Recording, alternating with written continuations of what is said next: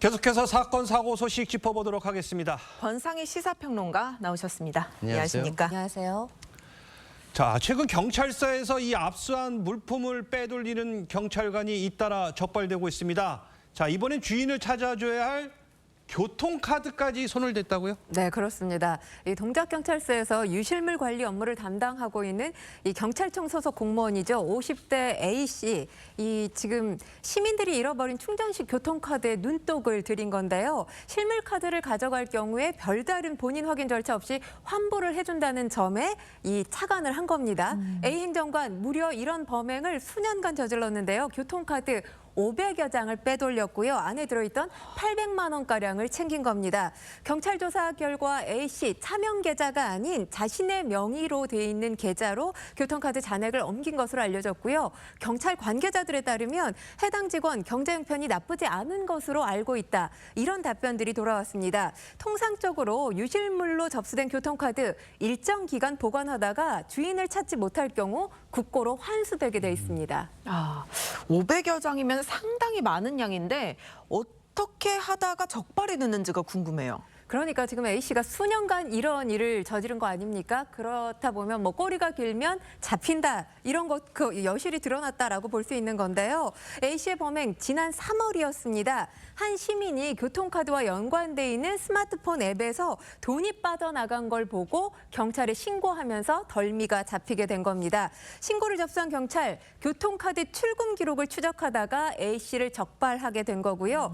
A씨 현재 휴직 중인 상태입니다. 하지만 경찰 사법 처리와 별개로 징계 절차에 착수할 예정인 것으로 전해지고 있습니다.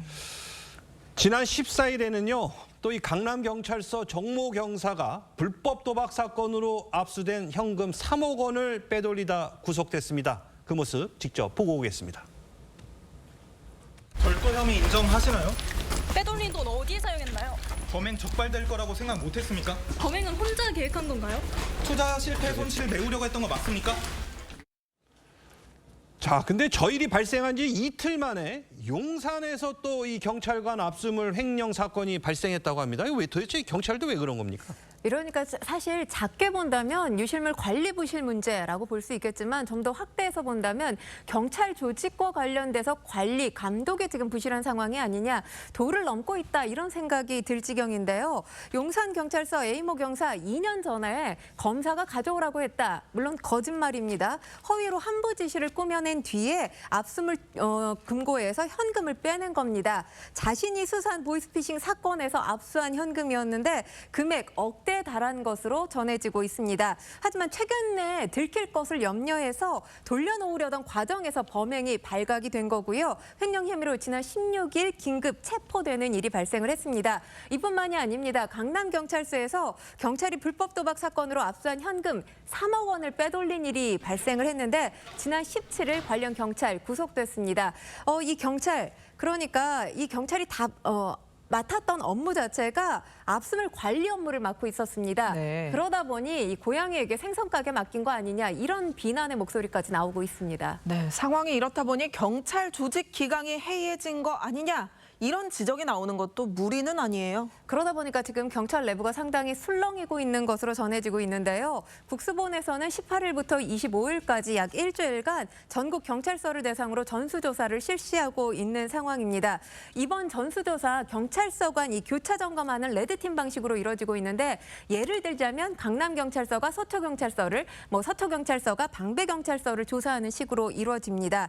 이 보다 강력한 이 관리 감독 체계 만들어야 될 필요가 있다라는 생각이 듭니다. 이런 체계가 지금 현실 부재하고 있기 때문에 도둑을 잡아야 될 경찰들이 도둑이 되는 일이 발생하고 있는 게 아닌가 개탄스럽습니다. 알겠습니다. 이어서 다음 소식도 살펴보도록 하겠습니다. 요즘 단풍철을 맞아 이 나들이 가시는 분들 많으실 텐데요. 이 고속도로 휴게소 물가가 만만치 않습니다.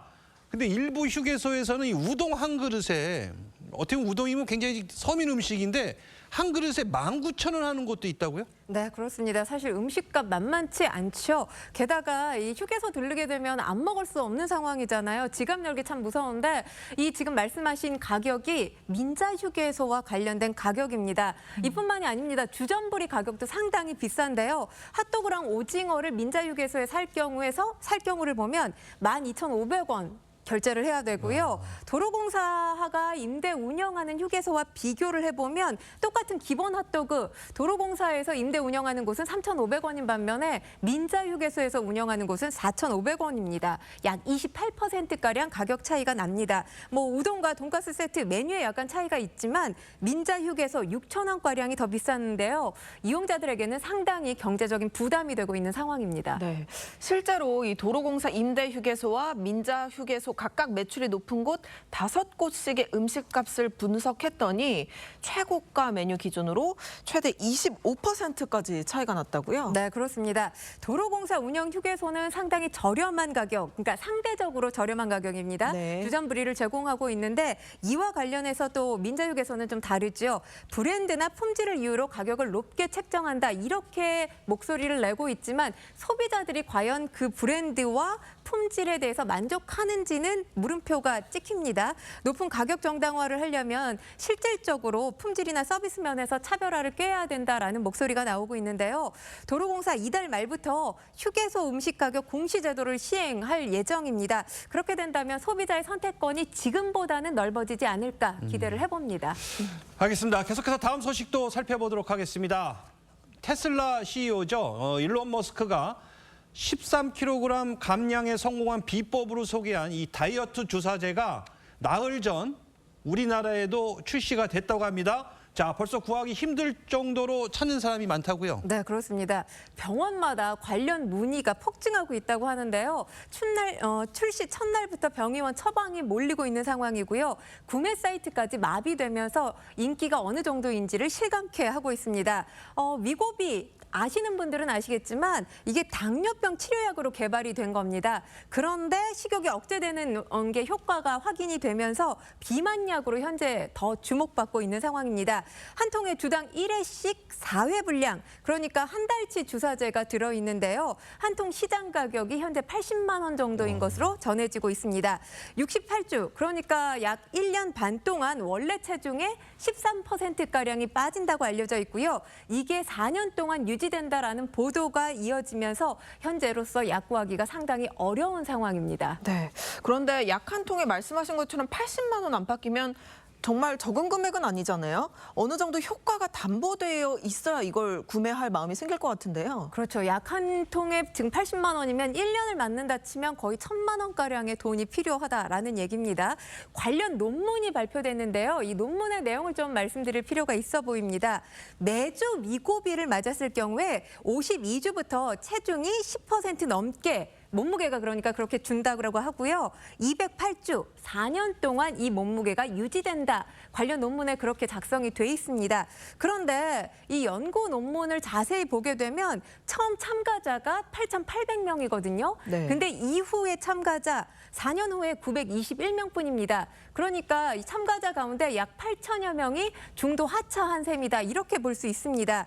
이렇게 많은 인원이 중도 하차하게 된 이유, 아까도 제가 말씀드렸지만 1년의 약 비용으로 1,000만 원을 쓰기란 쉬운 일이 아니잖아요. 고비용 그리고 부작용 때문에 이렇게 참가자가 많이 이탈한 것이 아니냐 이렇게 보고 있는데요. 지금 위고비가 사실 비급여 약품입니다. 그러다 보니까 처방 비용 병의원마다 자율적으로 정할 수 있습니다. 다시 말씀드리면 80만 원보다 적게 구입할 수도 있겠지만 많은 분들이 구입을 하고 약 공급이 원활하지 않다면 80만 원보다 이 약 가격은 더 뛸 수 있다는 말씀입니다. 자, 이 다이어트 하시는 분들이 가장 두려워하는 게 바로 이 요요 현상인데, 자, 만약에 투약을 하다가 중단하게 됐다. 부작용 없나요? 말씀하셨지만 위고비 역시 요요 작용, 요요 현상이 나타날 가능성이 있습니다. 영국의 한 대학 연구 결과를 보면 68주 동안 위고비를 맞은 환자들 평균 17% 몸무게가 빠졌는데요. 그런데 52주 동안 약을 끊었더니 결국 약 6%만 몸무게가 빠졌습니다. 그러니까 한 번 쓰다가 중단을 하게 된다면 요요 현상 발생할 가능성이 있고요. 그리고 지금 식약처에 따르면 위고비를 허가 범위 내로 사용한다 하더라도 부작용 염두에 두셔야 합니다. 두통이나 구토, 또 설사, 급성 췌장염 등의 부작용이 생길 수도 있다고 합니다. 자, 오늘 말씀은 여기까지 듣도록 하겠습니다. 권상희 평론가님, 수고하셨습니다. 감사합니다.